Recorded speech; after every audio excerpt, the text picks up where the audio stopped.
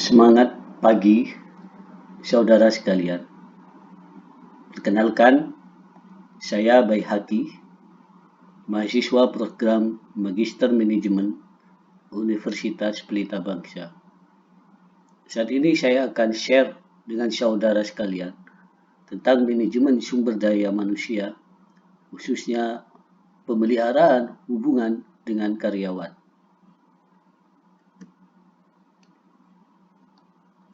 Berbicara tentang pemeliharaan hubungan dengan karyawan, tidak akan lepas dengan kepuasan kerja karyawan yang tidak hanya berupa kepuasan akan kebutuhan material saja, tetapi juga harus melihat karyawan sebagai manusia yang memiliki kebutuhan dari aspek mental, psikologi, sosial, dan spiritual.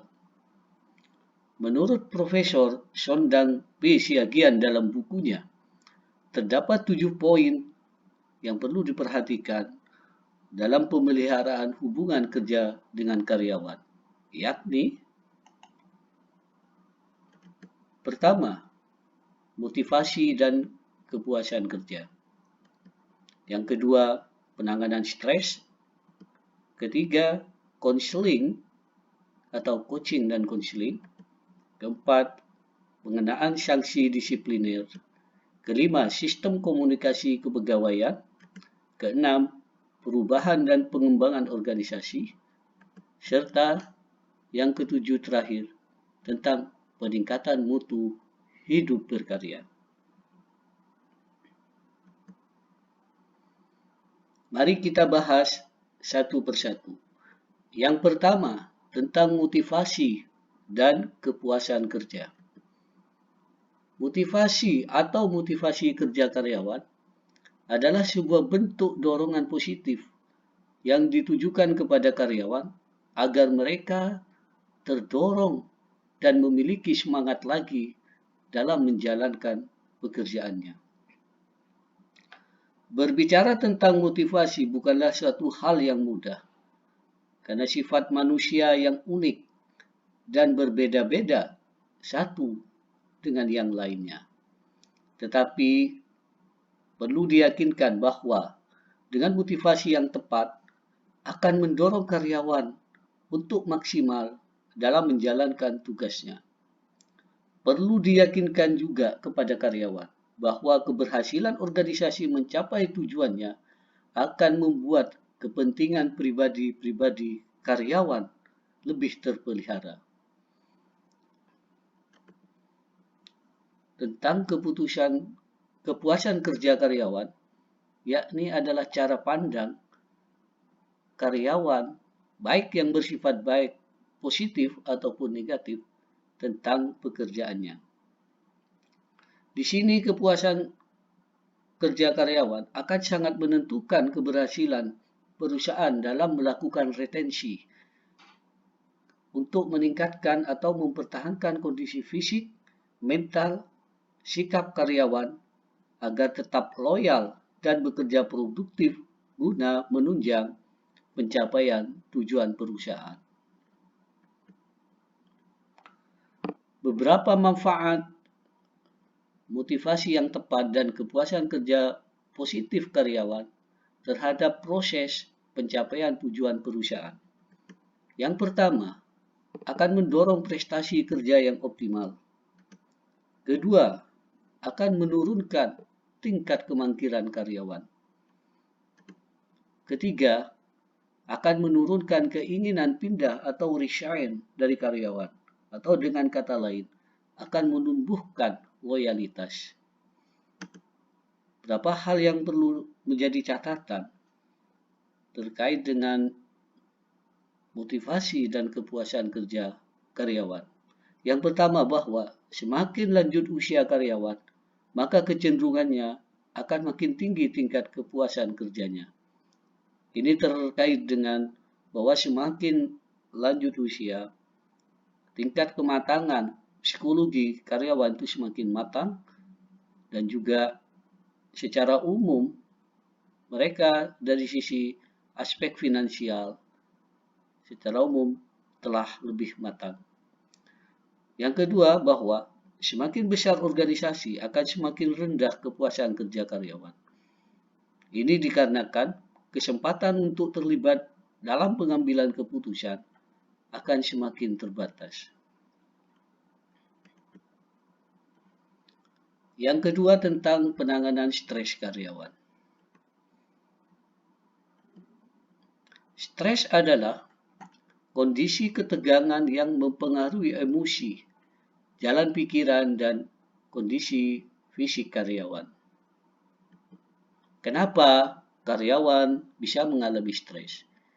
Ini biasanya secara umum disebabkan oleh adanya beban tugas dan deadline waktu penyelesaian berada di atas kemampuan karyawan.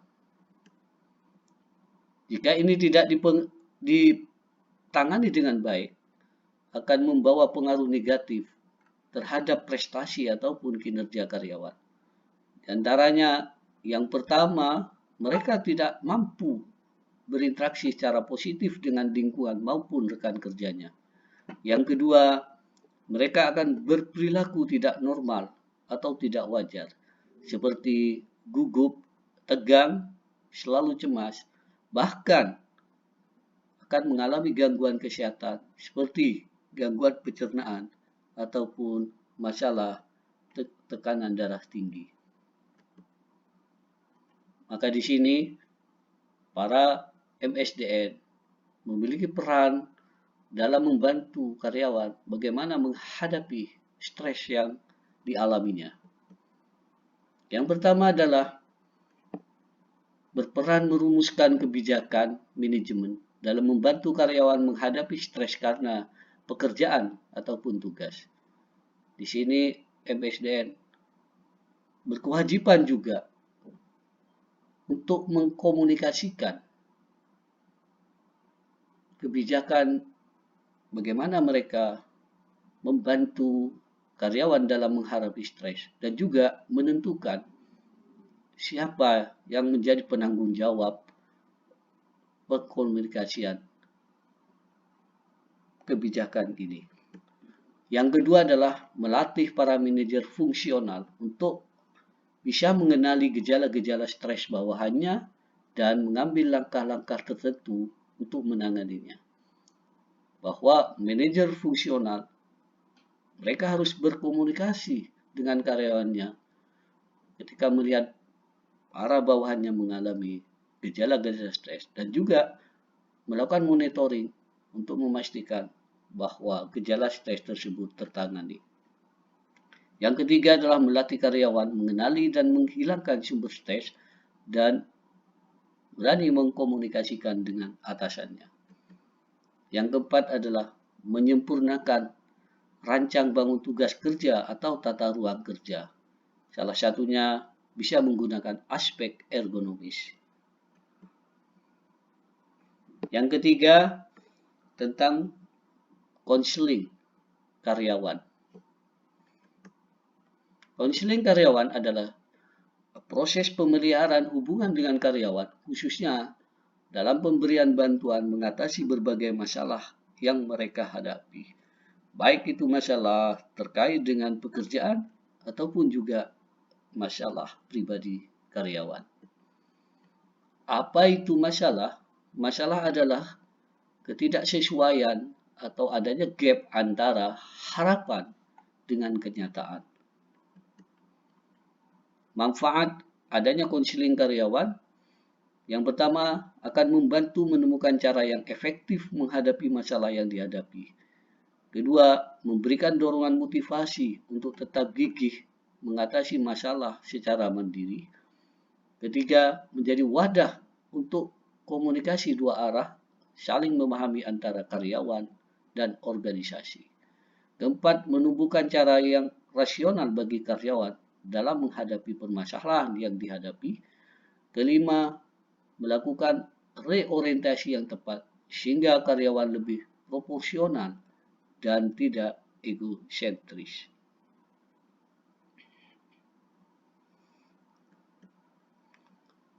Yang keempat adalah pengenaan sanksi disipliner. Di sini disiplin artinya adalah tindakan manajemen untuk mendorong para karyawan memenuhi beberapa ketentuan yang dibuat perusahaan secara sukarela untuk bekerja kompetitif, kooperatif satu sama lainnya untuk meningkatkan prestasi kerjanya. Bagaimana cara meningkatkan disiplin? Secara umum yang dilakukan adalah dengan cara memberikan pelatihan dalam rangka melakukan penyadaran kedisiplinan.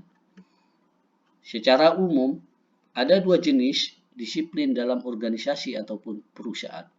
Yang pertama adalah pendisiplinan preventif yang bersifat pencegahan, yakni dengan mendorong ketaatan karyawan pada peraturan secara pribadi.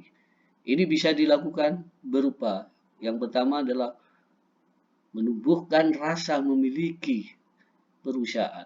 Yang kedua adalah pemahaman tentang ketentuan dan standar yang harus ditaati.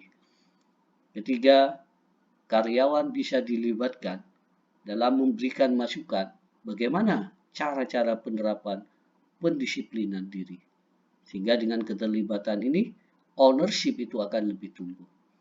Yang kedua adalah pendisiplinan korektif. Jadi penegakan sanksi disipliner jika ada karyawan yang nyata-nyata melakukan pelanggaran atas ketentuan-ketentuan yang berlaku, itu harus ditegakkan. Tentunya semua harus melalui tahapan-tahapan pendisiplinan yang bisa dilakukan dari tindakan yang paling ringan berupa teguran lisan, teguran tertulis, secara bertahap bahkan bisa sampai pada level pemutusan hubungan kerja. Berikutnya yang kelima, tentang sistem komunikasi kepegawaian. Ada 4 arus atau arah komunikasi dalam organisasi. Yang pertama, komunikasi yang bersifat vertikal ke bawah. Ini biasanya berupa perintah, kebijakan mutu, kebijakan baru, pengarahan, nasihat, dan teguran. Yang kedua adalah komunikasi vertikal ke atas, biasanya berupa laporan hasil pekerjaan, masalah yang dihadapi, saran-saran, dan kritik yang membangun organisasi. Ketiga adalah komunikasi horizontal pada tingkat yang sama, tetapi melaksanakan kegiatan yang berbeda. Keempat, komunikasi diagonal tingkat berbeda dari satuan kerja berbeda dan penyelenggaraan kegiatan yang menyelenggarakan kegiatan sejenis. Menjadi catatan, salah satu metode teknik komunikasi dalam proses coaching ini sangat penting untuk dikuasai oleh para manajer SDM ataupun para manajer fungsional. Yang keenam adalah perubahan dan pengembangan organisasi. Perubahan dalam organisasi adalah sesuatu yang pasti terjadi secara alamiah di dalam organisasi. Perubahan terjadi biasanya karena dua sebab. Yang pertama karena faktor internal, seperti adanya penurunan permintaan, kebutuhan untuk peningkatan daya saing, adanya karyawan yang pensiun, ataupun usaha meluaskan atau mengurangi bisnis. Yang kedua adalah karena faktor eksternal, seperti perubahan kondisi ekonomi, politik, kebijakan pemerintah, dan juga dampak dari perkembangan teknologi. Oleh karena perubahan itu tidak bisa dihindari, maka organisasi harus membuat antisipasi bagaimana mencegah terjadinya penolakan oleh karyawan akan perubahan organisasi. Ada 4 yang bisa dilakukan. Pertama adalah melakukan perencanaan perubahan.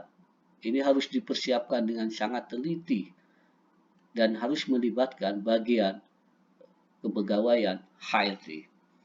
Yang kedua adalah partisipasi karyawan dalam pengambilan keputusan, terutama ketika menyangkut nasib, karir, dan pekerjaan mereka. Yang ketiga adalah melakukan komunikasi yang efektif untuk menumbuhkan rasa saling pengertian. Yang keempat, imbalan atau manfaat tambahan. Ini sangat penting untuk diyakinkan bahwa dengan adanya perubahan ini akan ada sesuatu yang bertambah, yang lebih baik akan diterima oleh karyawan. Jadi catatan bahwa kecenderungan penolakan perubahan oleh karyawan, salah satu penyebabnya yang umum adalah karena adanya unsur ketidakpastian akan keberhasilan manfaat daripada perubahan tersebut. Yang ketujuh terakhir adalah peningkatan mutu hidup berkarya. Mutu hidup berkarya merupakan konsep yang relatif baru, adalah upaya secara sistematis melalui organisasi untuk memberikan kesempatan kepada karyawan untuk menentukan cara bekerja mereka dalam mencapai tujuan kerja. Contohnya yang umum adalah pembentukan GKM atau gugus kendali mutu, atau juga beberapa perusahaan mereka menerapkan Kaizen, Continuous Improvement, ataupun SGA, Small Group Activity, atau beruja suggestion system yang lain. Secara filsafat yang melatar belakangi kenapa konsep hidup berkarya ini dilakukan, setidaknya ada 3. Yang pertama adalah dalam mempekerjakan karyawan yang dipakai bukanlah hanya tenaganya, akan tetapi juga kemampuan intelektualnya. Yang kedua, harkat dan martabat manusia mutlak perlu diakui. Ketiga, gaya manajerial yang didambakan karyawan adalah gaya yang demokratis. Jadi, kesimpulan dari 7 poin tentang pemeliharaan hubungan kerja di atas, jelas bahwa pemeliharaan hubungan dengan karyawan yang serasi sangat penting untuk mendapatkan perhatian para manajer SDM ataupun manajer fungsional. Sehingga diperlukan penguasaan berbagai teknik di atas merupakan keharusan mutlak supaya dapat meningkatkan partisipasi kinerja dari karyawan untuk bisa mendukung pencapaian sasaran perusahaan. Saya kira itu aja yang bisa saya share. Semoga bisa bermanfaat. Terima kasih. Assalamualaikum warahmatullahi wabarakatuh.